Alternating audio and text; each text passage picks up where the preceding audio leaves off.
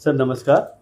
Sir एक चीज़ आपसे पूछना है कि कर्तव्य आईएएस एक प्रोग्राम चला रहा है, जो काफ़ी फ़ेमस है। मतलब उसका चर्चा काफ़ी लोग कर रहे हैं। अस्तित्व कोई फ़ीमेल एजुकेशन को लेकर है, तो उसके बारे में थोड़ा बताइए कि आखिर ये क्या प्रोग्राम है और इसके क्या फ़ायदे हैं? बिल्कुल, काफ़ी लोगों ने ये सवाल पूछा है कि अस्तित्व योजना क्या है? तो सबसे पहले मैं बता दूँ कि अस्तित्व काफ़ी मेरे दिल के करीब की एक योजना है और मेरे काफ़ी लंबे समय का एक सपना भी रहा है कि मैं पूरे भारत में लड़कियों के लिए कुछ ऐसा कर पाऊँ जो उनको आर्थिक रूप से सशक्त करे। अच्छा, अब आर्थिक रूप से सशक्त करने के लिए हर लड़की को पैसा तो दिया नहीं जा सकता है, लेकिन ये है कि मैंने एक मुहिम शुरू की है ताकि वो अपने आत्मसम्मान को बचा सकें। और मुहिम ये है कि वे शिक्षा को प्राप्त करके बहुत आगे बढ़ पाएँ।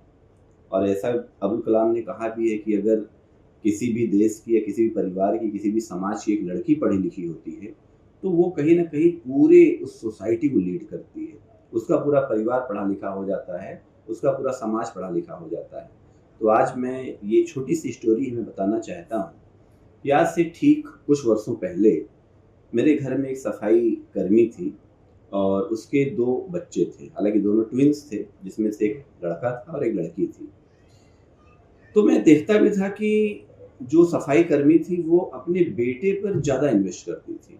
उसको समय पर स्कूल भेजना, समय पर भोजन देना या समय पर तमाम चीज़ें करना। हालाँकि आर्थिक रूप से परेशान रहती थी और मैं देखता था कि वो लड़की पर थोड़ा कम ध्यान देती थी। तो मैंने उससे पूछा भी कि भाई तुम अपने बेटे पर ज़्यादा ध्यान देती हो और बेटी पर कम ध्यान देती हो। उसने कहा कि सर हमारे पास इतने पैसे नहीं होते हैं और हम अगर किसी को आगे बढ़ाना चाहते भी हैं तो हम बेटे को ही बढ़ा पाएँगे, बेटी को नहीं बढ़ा पाएँगे। मैंने पूछा क्यों? कहे क्योंकि भाई बेटियाँ तो पराई धन होती हैं। आज हम उनको पढ़ा लिखा कर कुछ बना भी देंगे तो वो फिर क्या करेंगी? दूसरे घर चली जाएँगी, उनकी कमाई तो दूसरे घर के लोग खाएँगे। इसलिए मुझे लगता है कि बेटा अगर पढ़े तो कम से कम हमारे पास रहेगा, हमारे बुढ़ापे में हमारी लाठी बनेगा, हमारा सहारा बनेगा। तो मुझे ये बात सुनकर के बड़ी हैरत हुई कि आज के नए भारत में, न्यू इंडिया में भी लोग इस तरीके की सोच रखते हैं और लड़कियों को अभी भी बहुत पीछे रखते हैं। हालाँकि उस समय तो मैं आईएएस की कोचिंग चला रहा था, लेकिन मैं शायद मेरी स्थिति इतनी अच्छी नहीं थी कि मैं कोई प्रण ले पाता। हालाँकि मैंने उसी दिन सोचा कि अगर मुझे कभी ऐसा मौका मिला कि मैं लड़कियों के लिए कुछ कर पाऊँ, वो भी पूरे भारत की लड़कियों के लिए कुछ कर पाऊँ, तो मैं कोशिश करूँगा कि बच्चियों को पढ़ा-लिखा करके एक बड़ा अधिकारी बना पाऊँ। आज वो दिन आ गया है जिसमें हमने अस्तित्व योजना फाइंड योर डिग्निटी, जिसमें लड़कियां अपने अस्तित्व की पहचान करें और बिना किसी आर्थिक बाधा के पढ़ाई कर सके, उस मुहिम को लेकर के हम आगे बढ़ रहे हैं। और ये मैं आह्वान करता हूँ पूरे भारत की लड़कियों से कि अगर उनका सपना है, वो डिजर्व करती हैं अधिकारी बनना, तो वो हमारी संस्था से जुड़ें। चाहे वो प्रयागराज में हो, चाहे वो दिल्ली में हो, चाहे वो जयपुर में हो, मैं पूरे भारत के सभी लड़कियों के एस्पिरेंट्स जो आईएएस बनना चाहती हैं या पीसीएस बनना चाहती हैं, वो हमारे इस मुहिम से जुड़ करके मेरे सपने को साकार करें। तो आज मैं इन लड़कियों को जब आईएएस बनते हुए देखूंगा तो मुझे लगेगा कि कुमार मैं यानी मैं खुद आईएएस बन गया हूँ। तो मुझे बहुत ही अच्छा लग रहा है ये मैसेज देते हुए कि पूरे भारत की लड़कियों के लिए कम से कम एक मुहिम किसी ने खड़ी की।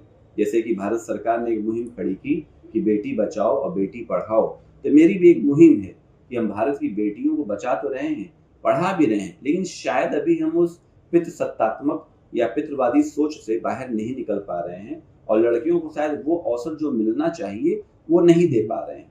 तो मेरा यही कहना है आप सभी लोगों से कि मेरे इस मैसेज को ज़्यादा से ज़्यादा लोगों तक पहुँचाइए और जो बच्चियाँ आर्थिक संकट, इकोनॉमिक क्राइसिस की वजह से घर से बाहर नहीं निकल पा रही हैं, उनके लिए हम यहाँ पर खड़े हुए हैं और उनके माता-पिता से भी आग्रह है कि अपनी बच्चियों पर विश्वास करें, उन पर भरोसा करें। बच्चियाँ लक्ष्मी का स्वरूप हैं, उन्हें लक्ष्मी सिर्फ ना मानें, बल्कि उन पर लक्ष्मी खर्च करने की हिम्मत भी रखें, साहस दें उन्हें, क्योंकि बेटियाँ जो होती हैं, वो कल का एक सुनहरा भविष्य लिख रही हैं।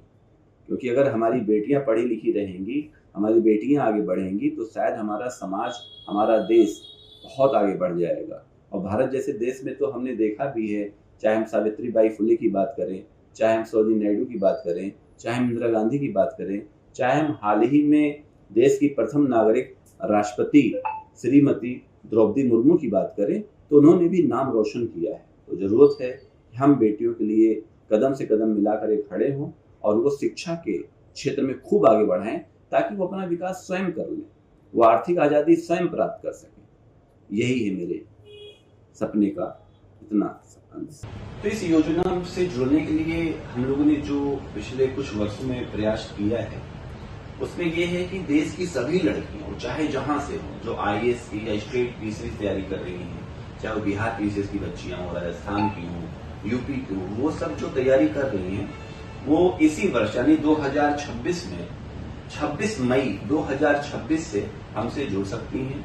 अगर वो दिल्ली, प्रयागराज, जयपुर में ऑफलाइन पढ़ना चाहती हैं तो हमारे सेंटर को विजिट कर सकती हैं। अदरवाइज पूरे भारत में वो इस नंबर पर, इसको ध्यान दे लें, इस नंबर पर कॉल करके जुड़ करके कर्तव्य एजुकेशन का एप्लीकेशन है प्ले स्टोर पर, प्ले स्टोर से एप्लीकेशन को डाउनलोड करें, जिसमें सारी क्लासेस GS फाउंडेशन की, प्रीलिम्स की, मेंस की, CSAT की, ऑप्शनल की क्लासेस आपको फ्री ऑफ कॉस्ट दी जाएंगी।